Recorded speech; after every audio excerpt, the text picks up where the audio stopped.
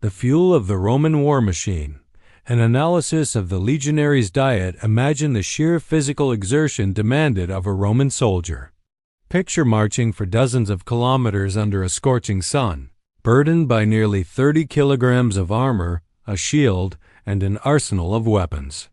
This was not a rare occurrence but a daily reality, a testament to their incredible endurance and discipline. Yet, the day's labor did not end with the march. Upon reaching their destination, these soldiers were expected to dig trenches, construct a fortified camp, and remain in a state of constant readiness for battle. This relentless routine required an immense and continuous supply of energy. No legion, however disciplined or brave, could function without fuel. The foundation of their military might was not forged in iron alone, but also in the humble contents of their cooking pots. Before the sword came the bread. Before the battle came the meal. Sustenance was not merely a physiological necessity. It was an integral part of strategy, discipline, and ultimate survival. If there was one guaranteed item in a Roman soldier's bowl, it was wheat. Known as frumentum, this grain was the undisputed backbone of the military diet.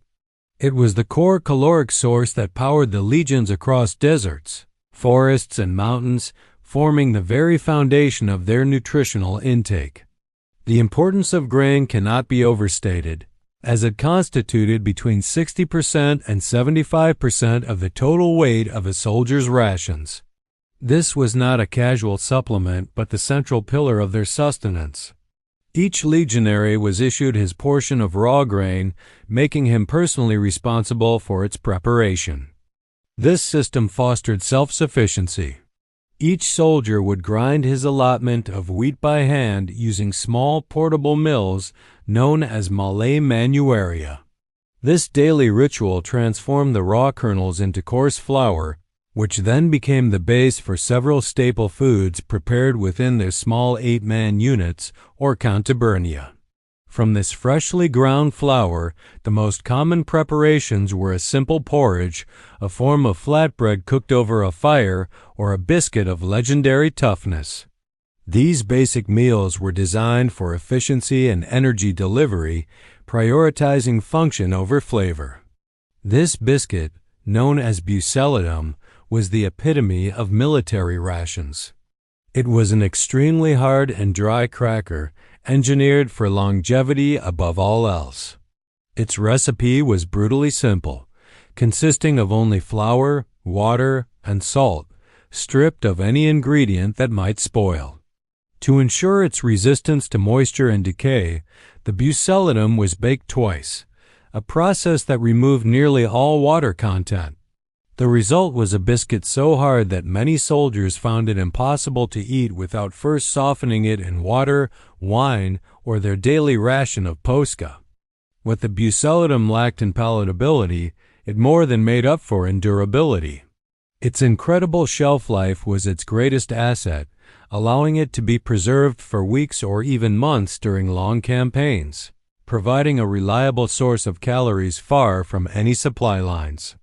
In stark contrast to the valued wheat, barley was viewed with contempt.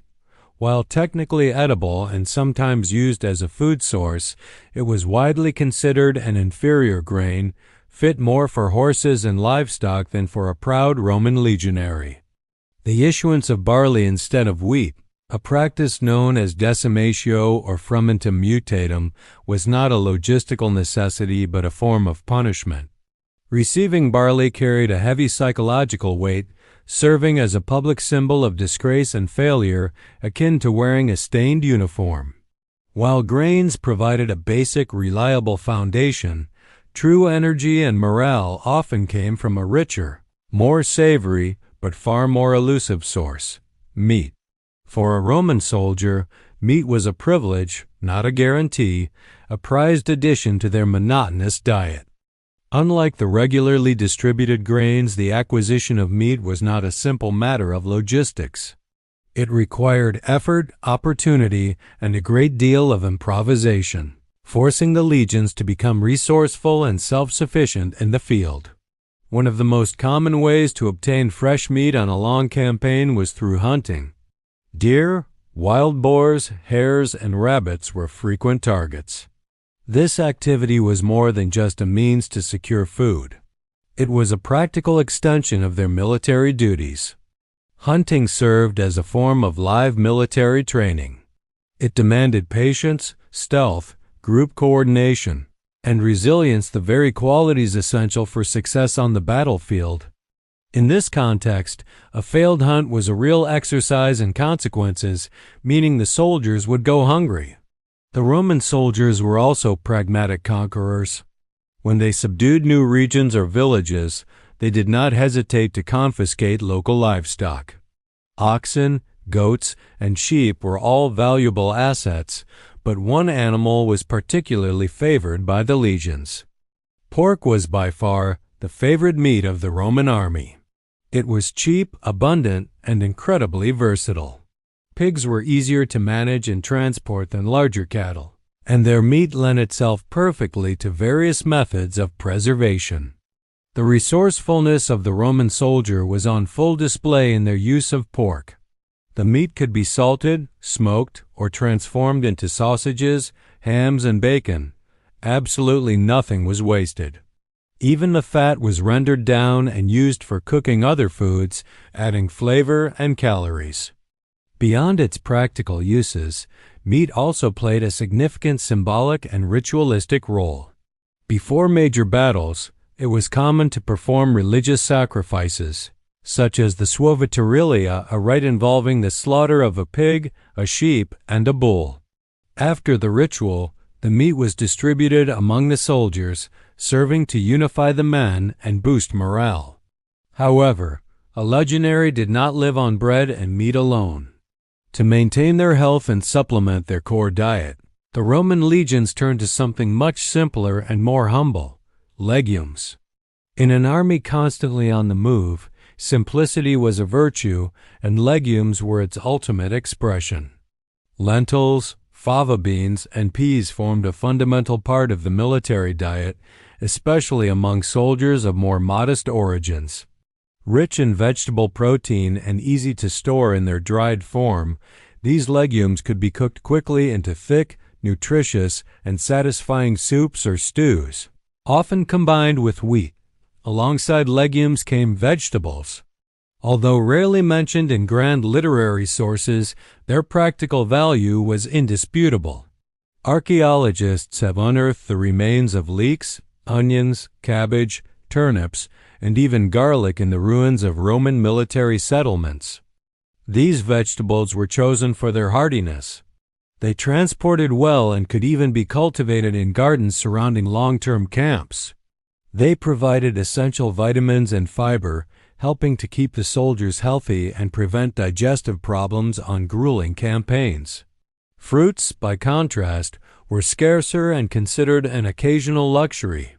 When available, they usually came in the form of dried figs, dates, or raisins. These were often acquired from local merchants or foraged by the legions as they passed through fertile regions, offering a welcome burst of sweetness and energy. Among all the elements of the Roman diet, cheese was perhaps the most underrated, yet one of the most valuable. It required no complex preparation, large fires, or heavy pots. It was simple, lightweight, and efficient, exactly what a mobile legion needed.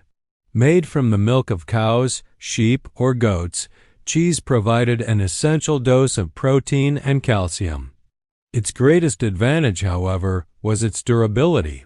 It resisted the passage of time well and could be transported in small, convenient portions without the need for the extensive salting or smoking that meat required. Crucially, archaeological discoveries at ancient Roman camps have included cheese presses and other tools used in its production. This suggests that soldiers often made their own cheese during extended periods of rest, creating a self-sufficient and stable food source that added a touch of normalcy to the harshness of military life. Hydration was a matter of life and death, and a constant logistical concern. The standard drink of the Roman army was posca, an ingenious solution to the problem of unsafe drinking water. It was made from sour wine or wine vinegar diluted with water, sometimes enhanced with herbs or honey. The acidity of the vinegar helped to kill harmful microorganisms, making the water safer to drink and preventing intestinal diseases. Ultimately, the diet of the Roman soldier was not a feast. It was a carefully calculated system of fuel delivery. This strategic simplicity was one of the secrets to the longevity and success of the legions. Every item carried was part of a gigantic system where nutrition, logistics, and efficiency walked hand in hand with courage, obedience, and brutality, proving that an army truly does march on its stomach.